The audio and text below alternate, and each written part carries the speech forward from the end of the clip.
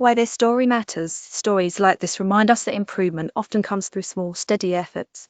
Quick summary: this story highlights recent developments related to On This Day, showing how constructive action can lead to meaningful results. 160 years ago today, author and poet Rudyard Kipling was born. Beloved for his children's stories, he wrote The Jungle Book at age 29 after settling in Vermont. 8 years later, he became the world's youngest Nobel Prize laureate for literature. Born to British parents in India, his novel Kim is full of vivid narrative about the country where he grew up. Read his poem If 1865. He is regarded as a major innovator in the art of short stories, with works like The Man Who Would Be King. His poems include Gunga Din and If. His famous quotes include, God could not be everywhere, and therefore he made mothers, and gardens are not made by singing, oh, how beautiful, and sitting in the shade. Would you like to read more good news about On This Day and this day in history? If you can keep your head when all about you are losing theirs and blaming it on you, if you can trust yourself when all men doubt you, but make allowance for their doubting too, if you can wait and not be tired by waiting, or being lied about, don't deal in lies, or being hated, don't give way to hating, and yet don't look too good, nor talk too wise. Read the rest of his poem. If at the Poetry Foundation, more good news on this date. A dinner party for 20 was held inside a life-size model of an iguanodon created by two noted zoologist sculptors appointed to create life-size concrete models of extinct dinosaurs for a South London exhibit. 1873, the iconic baseball player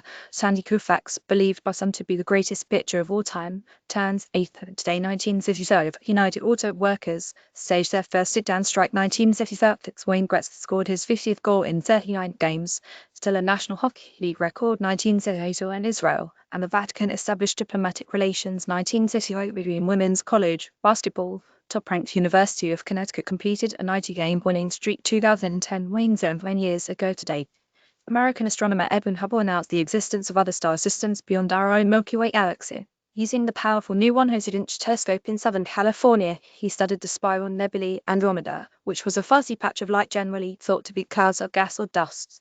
But Hubble calculated that Andromeda was approximately 860,000 light-years away, more than 8 times further than the farthest star in the Milky Way, thus proving that the nebulae are separate star systems. Hubble later went on to discover dozens of other galaxies, and being revered by astronomers, a famous telescope and scientific law of recessional velocity were named after him.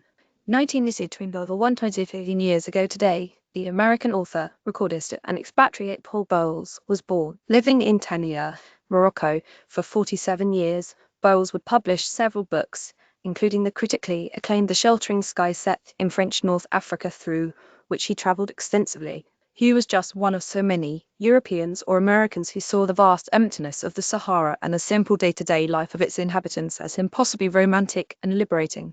Growing up in Queens, Bowles was exposed, thanks to his family's means, to the arts, poetry, literature, and music.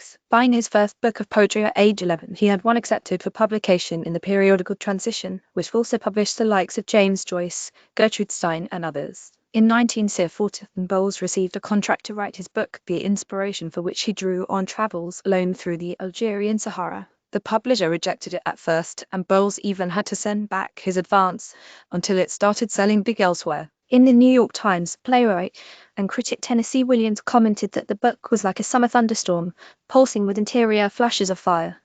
The book quickly rose to the New York Times bestseller list, going through 3 printings in 2 months.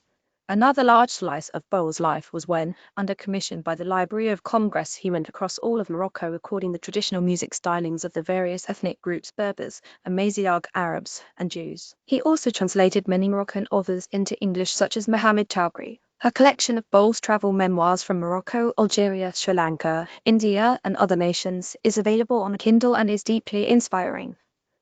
It's entitled Their Heads Are Green and Their Hands Are Blue. 1920 and also On This Day in 1920, Frank Sinatra first recorded My Way. 1979 covered the iconic song that would become his signature tune, was recorded and mixed at Ocean Way Recording in Los Angeles. In only a few hours, he would travel to Las Vegas to celebrate the New Year. With lyrics written by Paul Anka especially for Sinatra, the triumphant message of recollection at the end of a lifetime declares without regret, I did it my way. Happy 76th birthday to Jeff Lynne, the English musician, singer, and record producer who co-founded the rock band Electric Light Orchestra ELO. His father bought him his first guitar, an acoustic instrument for 2 that Jeff was still playing in 2012. He co-founded the supergroup Traveling Wilburys in the 80s with George Harrison, Bob Dylan, Roy Orbison, and Tom Petty. With a star on the Hollywood Walk of Fame and a spot in the Rock and Roll Hall of Fame, Lynn still tours with ELO today. His recent live CD-DVD set features his 2007 sold-out Wembley Stadium concerts. 1964 and Happy Zoom Day.